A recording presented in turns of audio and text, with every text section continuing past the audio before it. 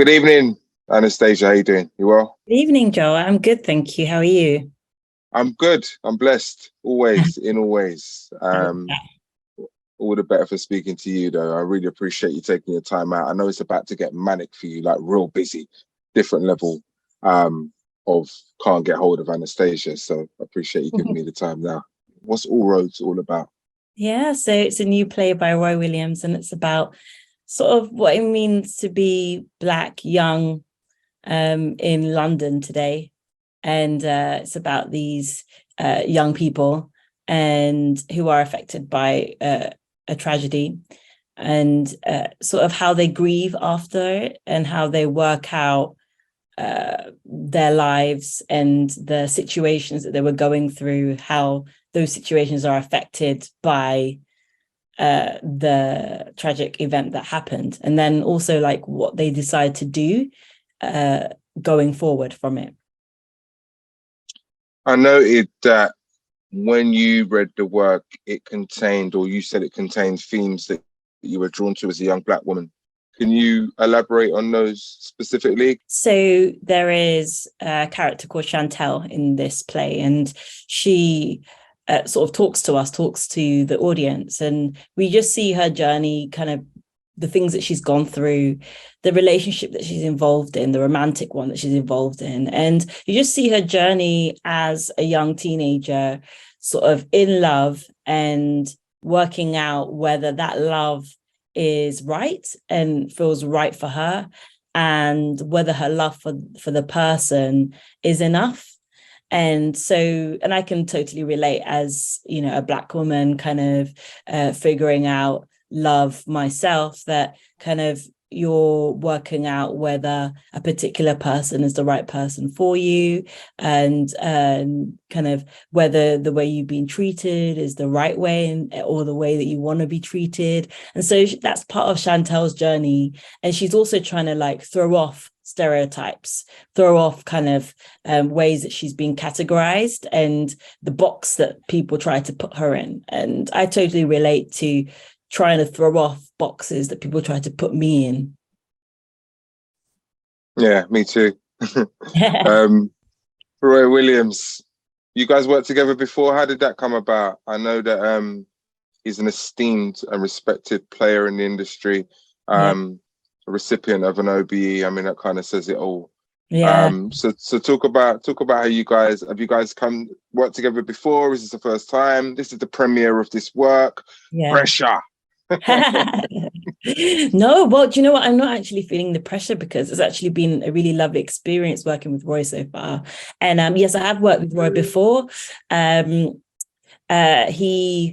was basically he is one of the regular writers for Faith, Hope and Glory, which is a BBC Radio 4 drama, and it's an ongoing series.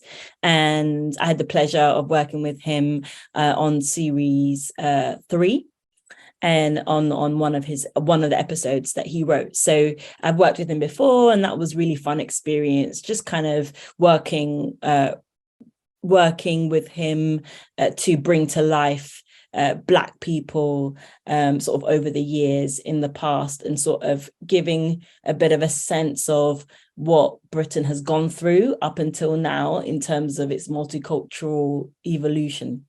So yeah, so we worked together before, and that's been great, and we continue to work together on that series.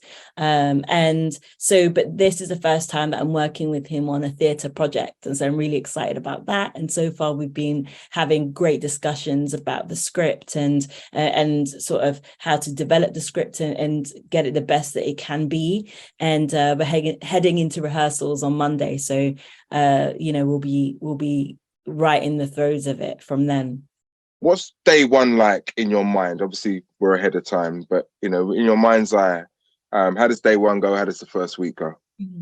Well, usually we start with a sort of meet and greet so that everyone knows who's working on the project, and then we kind of talk about the design and sort of how we imagine, me and the designer imagine it looking, and I give us a kind of a sense of how the design will be used on stage, and then we kind of have a read through, and we hear the actors read it for the first time, which gives us a lot of information, gives us a sense of what we're working with.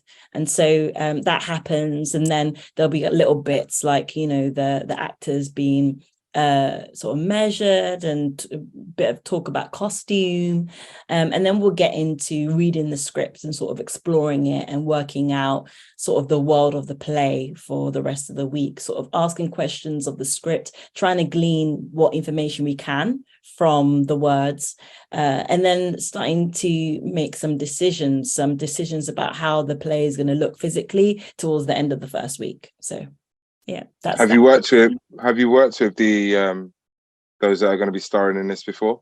Nope, I haven't worked with them before, so I'm looking forward to that. I think we've got two really talented actors, so yeah. Are you one that favors a blank canvas? Does it really give you a chance to kind of really create something new, or do you prefer, or is it better for you when you've had the relationship with the actors before? Does it not matter? Well, like, I like to, when I've worked with actors who I've really enjoyed working with and felt that they were professional and sort of executed the job like really well, then then I'm always happy to work with them again. But kind of it's a situation where I come to each story and think about who's the best person or best people who could bring it to life. And we went through a casting process, and the people that we chose are the people that felt the best and the most right for those characters. So and it just so happens I haven't worked with them before. Brilliant. There's gonna be a little boy or girl sitting there wondering how they can get into your shoes a little bit later on in their career, Anastasia. We're going to dig deeper into this in another interview, but just for those watching, you know, how do you find yourself in this position about to put on a premiere of Roy Williams's play? I mean, you've obviously cut your teeth and earned your stripes. What does that look like? Yeah, well, like, I've been directing for about like 11 years, over 11 years now. And I started off when I did Introduction to Directing, which was a course at the Young Vic Theatre, and that 2 weeks that I spent at the Young Vic sort of opened my eyes to what directing was, and then ignited a passion in me to pursue it professionally.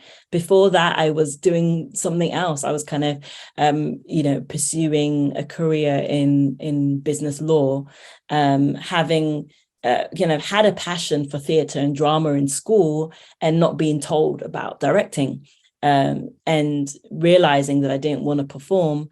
I didn't know what else to do until I happened to be able to do the Introduction to Directing course at the Young Vic. So and when I sort of discovered it and thought, oh gosh, this is amazing, this is something I can do for the rest of my life, then I began the journey of learning the craft of directing. So I assisted a lot, and I think that's what I would advise kind of young budding directors to do, is that, you know, get into the room of a more experienced director and learn how, like, what they do, and you can pick kind of their techniques and exercises, and you also just get a great insight into how productions are made, and it just really helps your development as a director. So I assisted a lot for a number of years, and then began to direct my own productions, which I set up a production company called Rested Vale to be able to do, and sort of raise some money and put that show on in 2017. So I think it is quite challenging kind of to do what I'm doing currently,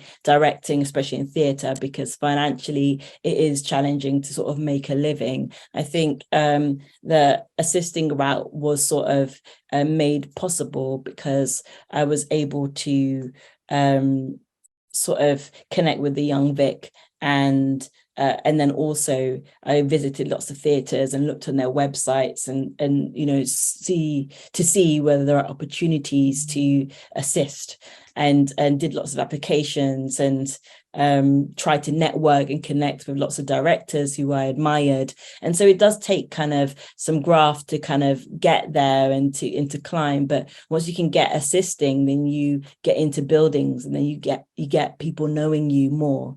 And then sort of directing your own projects. I started off with doing short pieces and then trying to show people my ability through that, and then sort of set up the production company to do one on the Fringe. So yeah.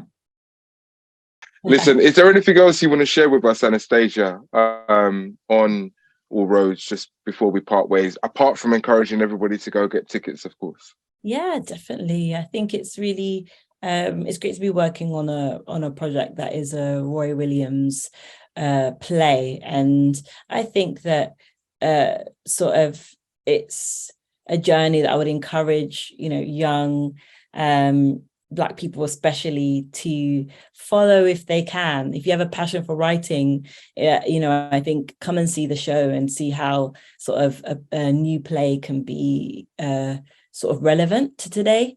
So yeah, I would just say that people not to shy away from pursuing the dreams, even though it might be challenging.